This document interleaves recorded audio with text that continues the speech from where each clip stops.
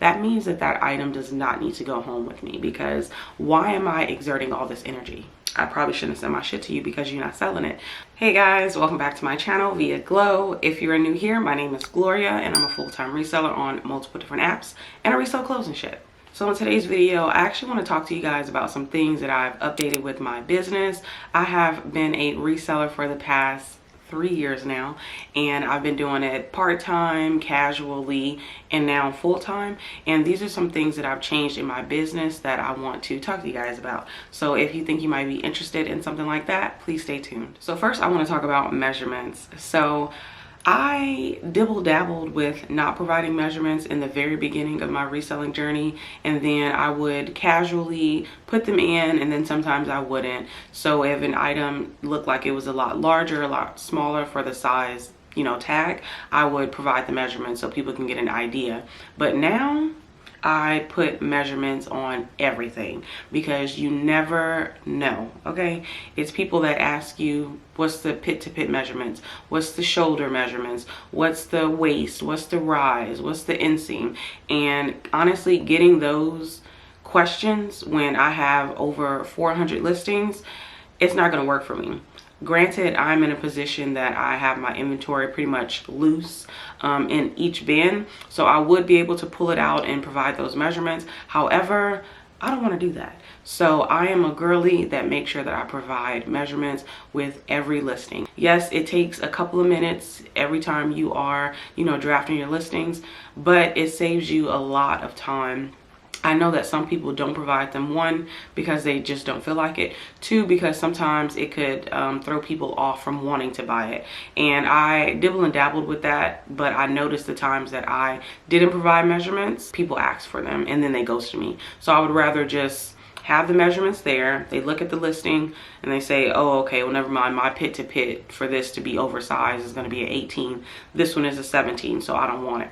Versus them asking for measurements, I go measure it, it's a 17, they need an 18, and then they just ghost me. Or they're polite and they're like, oh, I'm sorry, this is not going to fit me. Perfect. So it'll just be better if they can just look at it, be like, oh no, that one's going to be too small, go on about their day, and I'll never know. So yeah, I provide measurements in all of my listings. All right, so the second thing that I have updated in my business was trimming the fat. Now, by trimming the fat, I mean I'm cutting all expenses that are not necessary for my business. Now, some things you may want, but you don't actually need them. So what I did was I completely stopped providing thank you notes. Now, I do provide thank you notes when I'm not able to wrap my item in my wrapping paper, and I provide like a sticker on it. So if I'm not able to wrap that item, then I will just have it loose inside the box or, the poly mailer, and I will provide a thank you note at that point. But for the majority of my items, I do not provide thank you notes, because I noticed that once I was making like about 5 to 10 sales per day, handwriting all those notes, it wasn't working, okay? And it really wasn't much of an expense to find like, 500 sticky notes and, markers and stuff like that. It was more of a time thing, and then like my hand was fucking hurting, so I had to cut that out. I don't care for those pretty ass poly mailers. Don't get me wrong, I think they're adorable, but for me and my business, they're not necessary, because at the end of the day, people are gonna rip the packaging open and throw it in the trash. So that is just an expense that I don't care to pay up for, and I don't care. So I just send out plain ass poly mailers.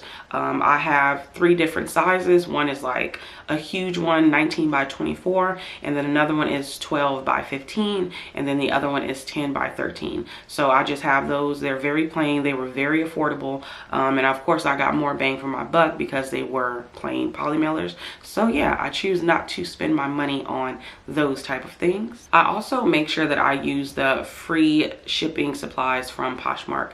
So now that I am a Poshmark seller, and I've been selling on Poshmark for 2 years now, and I have really geared toward using all of theirs, because I make at least 80 to 90% of my monthly sales on Poshmark. So that's where all of my mailers and all of that is coming from, the post office, and it is free.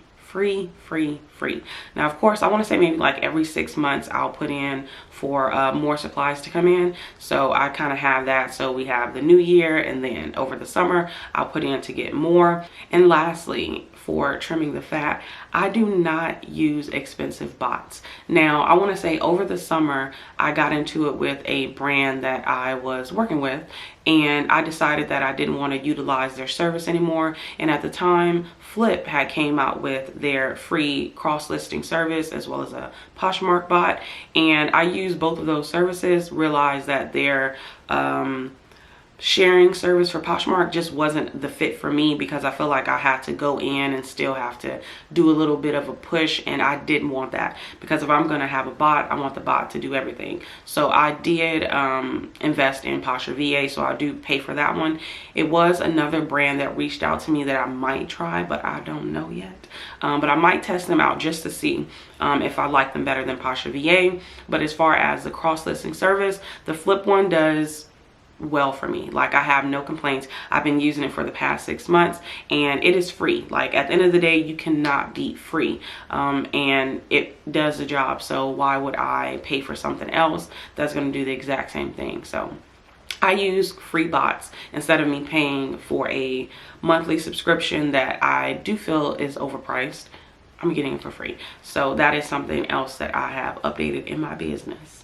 Okay, so the next thing is I have stopped with the descriptions.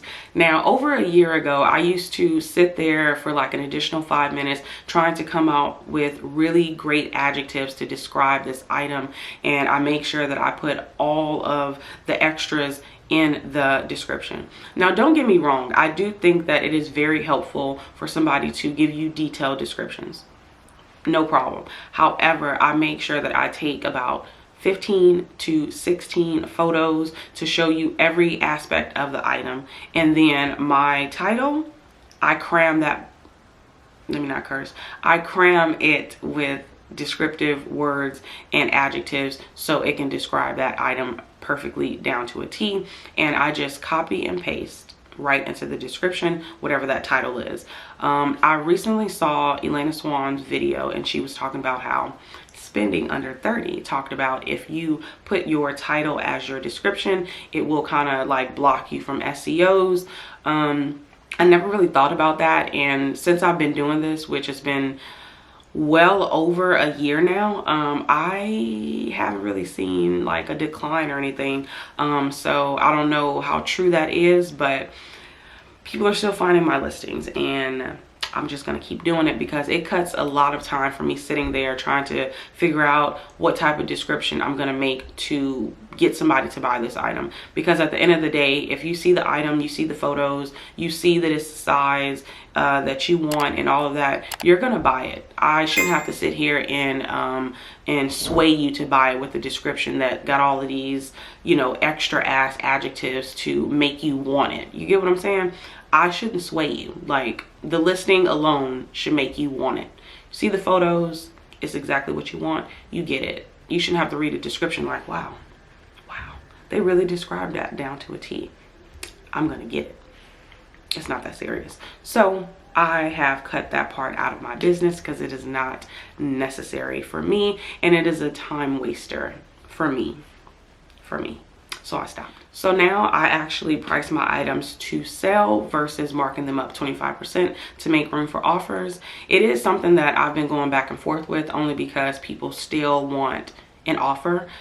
So that is something that I'm just like, because I make sure that I price my items at market value now. I do not care to mark my items sky high and hope that I receive a 30% offer and it's right on the mark, because I will be sitting forever. And if you are anything like me, you want your items to come in and get the fuck out. You do not want them to sit for months and months and months and months. My goal, honestly, I know it's a bit far-fetched, my goal is to get items in and out within like 2 weeks to a month. Like, I don't care to keep things over 90 days. I don't care to keep things in the 90-day frame. Like, I want to get it in and get it out. So I try to price my items accordingly to what the market is saying.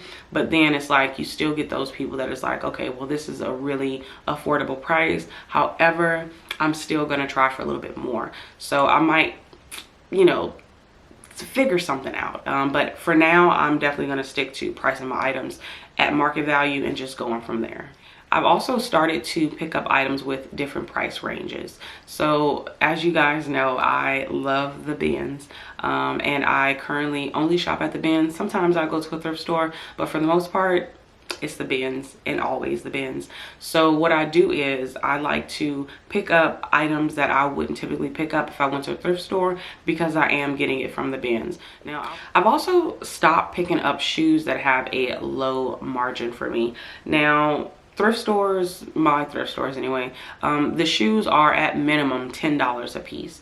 Now for me, if I'm paying $10 for an item, I have to at minimum sell it for $40. Now that isn't always the case, and I do feel like anything below a $12 profit after cost of goods and fees is a waste of time, and I personally think shoes and that type of margin doesn't work for me. So I feel like if I'm paying, you know, $2 for a pair of shoes and I profit $20 off of them, perfectly fine. Love that for me, because the storage of the shoes is my problem. I think I currently have maybe like 10 pairs of shoes in one bin, and I actually want to keep it that way. So I do not thrift or, you know, pick up bin shoes that is going to sit a while, because I don't like shoes to sit because they take up too much space, and it's just not my thing. So I make sure that I do not pick up shoes that will not gain me a high profit margin. So another thing for my business that I've updated is the Fetch app. Now, I've talked about it previous times on my channel, but I do think that it is so smart to have if you are a reseller or just somebody that shops a lot, because you will get money back. Well, not really money back, but it's more so like gift cards, and gift cards is technically money back, or like free money for you just shopping. Like, that's literally it. All you're doing is taking photos of your receipts, and they give you points for it, and then they accumulate, and then once you reach a certain amount, you're able to get a gift card in return. And I shop on Amazon for my poly mailers, or if I get stickers or anything like that. So this is really helpful to pick up any type of business items for free. So I would advise you to get it if you have not. I do have a link down below where you'll get some extra points, and then I'll get some too if you use my link. But yeah, just make sure you definitely check it out. Even if you don't use my link, download the app so you can start getting points, and then you can get gift cards so you can start using them for your business, and it's free. So what are you waiting on? So another thing that I do is I check comps thoroughly. Now sometimes, don't get me wrong, I do slip in the cracks a little bit, and I forget to check comps because I'm so like headstrong on this item that it is going to sell, so I don't even need to bother. And that is more so with bread and butter items that I don't check comps. But for the most part, if it's anything new or anything that I am unsure about, I am going to check comps. Now I'm going to check comps on eBay mainly, Poshmark, and Mercari. Now my system for checking comps for each of my items, when I find a man item, I like to go on eBay, straight to eBay, just to make sure, because I feel like it's a wider range. Now the problem with checking eBay comps is that they're only for 90 days. So sometimes the number is a little bit skewed, and it might really mess you up a little bit because it's only been 90 days. Granted, that does tell you the sell-through rate. So if you see, I don't know, I'll use the diesel jeans that I was telling you guys about. You type in diesel jeans on eBay, you see that there are 1,000 listed, and then you go to solds, and then you see that 720 were sold. That lets you know that this has a high sell-through rate, and that you should probably go ahead and get them. However, if you want to go a little bit further and do extensive research, you will go to Poshmark, and then you go to Mercari just to see what is it selling for over there. So I typically do that with men's items on eBay, and then for women's items I do the same for Poshmark. Now the only thing with Poshmark is that they do not have like the year that that item was listed and sold. So that is the only thing that I get a little bit worried about, is that if I do check comps and I see that this item sold for, let's say $65 to $85, and I don't know that these were comps from 2020. You get what I'm saying? So if I buy that item now, I'm only able to sell mine for like $35. You get what I'm saying? So that is pretty much something that you really want to pay attention to when you do check comps, because I know that's what I do. So I'll go to eBay if I'm unsure about Poshmark. I'll go to eBay with that woman item and I will check it to see the past 90 days. And if I see that the sell-through rate is really low, I will figure it out at that point if I want to take it home or not. But then if I can't find anything on eBay or Poshmark that settles my worries, I'll go to Mercari and I'll check their solds for the item. Granted, I know that the price point is going to be a lot lower over there, but I still want to make sure that item is worth picking up, because if it isn't, it's going back.